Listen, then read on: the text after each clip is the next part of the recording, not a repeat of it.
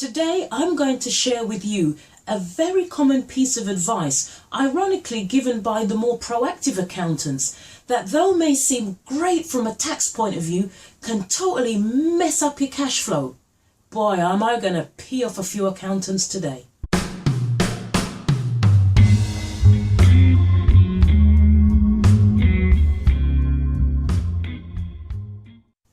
Hi, welcome back. Now, are you one of those entrepreneurs that doesn't necessarily always understand the financial advice they're given, or you kind of get the gist of it, but despite that you just go with it anyway? Well, because he's my accountant, he knows better, or she knows better, sorry. Be sexist about it. Well, yeah, your accountant, financial advisor, bookkeeper, whatever, they are the professionals. But never lose sight of the fact that you're the one that is working in your business on a day-to-day basis. So you'll always know things about your business that they won't necessarily be aware of, with maybe perhaps your bookkeeper, because they tend to work with you on a more ongoing basis. But nevertheless, you tend to have the information first. Remember that when you do your annual accounts, the information that you're using to make decisions going forward is historical information based on what happened anything up to maybe a year ago, depending on how good you are at getting your year-end accounts together or getting them to your accountant. So while you're looking at the figures in front of you, what's not being taken into consideration is what your money has been doing since then. So what is this piece of advice that you should be wary of? Allow me to demonstrate. Hello, Madam Accountant, and how's my stuff looking? Miss Thing, I have looked at your figures and it appears you are making much more profit than we had anticipated. That's good, isn't it? Oh, no, that's wonderful. It only means that you're going to have quite a bit of tax to pay. Well, luckily, Miss Thing, you haven't reached the end of your financial year yet, so we have time. I would suggest that we take a further look at your books and see where we can reduce some of your profit before the year end. Now, after listening to that exchange, you may be saying to yourself, well, I don't really see what the problem is. And in fact, you would be right. What is the problem? So first of all, let's look at the two real positive things. Because it is a proactive accountant, they haven't waited until the end of the financial year or after the financial year has ended to suddenly come up with advice that they should have given before. And secondly, they've also talked about how to reduce tax. And of course, we all know the less tax that there is to pay, the better we like it. So I'm going to give you a very simplistic example. What often happens is you get to the end of financial year and you probably got too much profit, and one of the things that you get advised to do is go and buy something. Now I'm going to use an example, buy a vehicle, some office equipment, I don't know, something to reduce the tax, so to reduce the profit, beg your pardon, and in turn reduce your tax. Now on the surface that's fine, because that's what it will do. But the weird thing is, I've seen people who, to use a really simplistic set of numbers, spend 10 grand to save 2 grand of tax. Think about what I just said. They've spent 10 grand to save 2 grand of tax. I'm making up the tax percentage at the moment, so don't worry about the differences. So yeah, this will in turn reduce your tax bill because you've gone out and bought something, reduced your profitability, so now you owe less to the tax man. But in the meantime, what you may have done is screwed up your cash flow.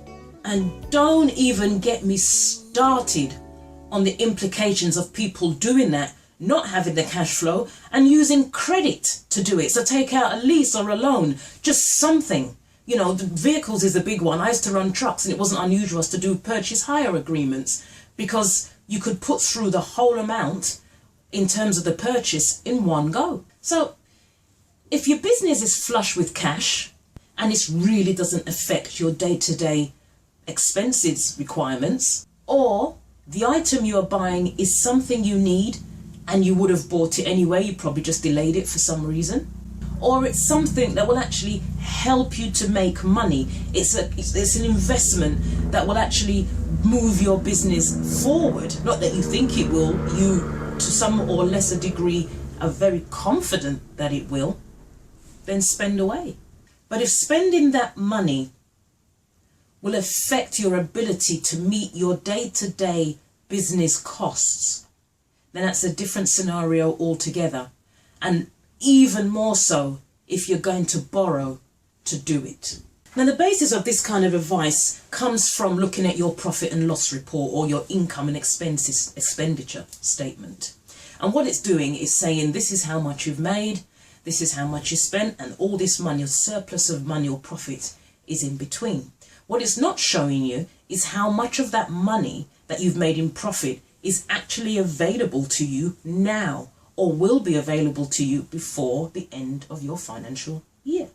So for example, even though you've made all that profit, a lot of that money may not have come in yet, or even worse, may be unlikely to come in. I remember dealing with a business where every month their balance sheet would show customers outstanding, when it wouldn't even be their balance sheet. They would just have a list of invoices that were unpaid.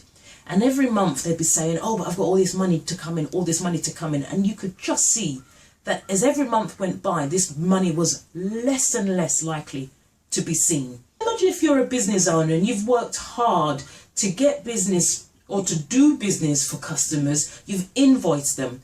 To accept that you may never see that money is a tough pill to swallow, but it's not uncommon. Now, when your accountant does your profit and loss, that is what they're seeing at the time. That is what they're basing it on. Now, I'm not saying that they're going to ignore your balance sheet, but the balance sheet is a moving target. What they see at the time that they're doing it may not be what's happening now. Let's look at it in its basic terms. You are able to save £2,000 in tax liability, so you don't have to pay that to the tax office. But think about how you got there.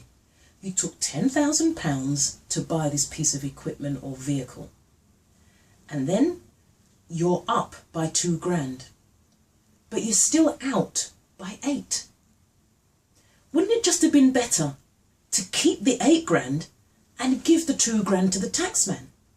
Because you're out £10,000 anyway. Why spend 8 to make 2? Pay the 2 and keep the 8. Are you with me? Now, I know as a matter of principle, giving any money to the taxman may just gall you. But personally, I'd rather keep me £8,000 or $8,000, thank you very much, or €8,000, 8,000 whatever. I'd rather keep it in my bank. To recap, or our lesson for today, don't be so fixated on beating the taxman, you end up beating up your bank account instead. Thank you again for stopping by. It's been a real pleasure. Go over to www.financialgymforbusiness.com, where you'll find a lot more of these types of tips and resources and tools and downloads, and a lot more freebies that come through for people who have signed up and become one of my inner circle that other people who have not signed up never get to see. In the meantime, have a wonderful week. See you soon.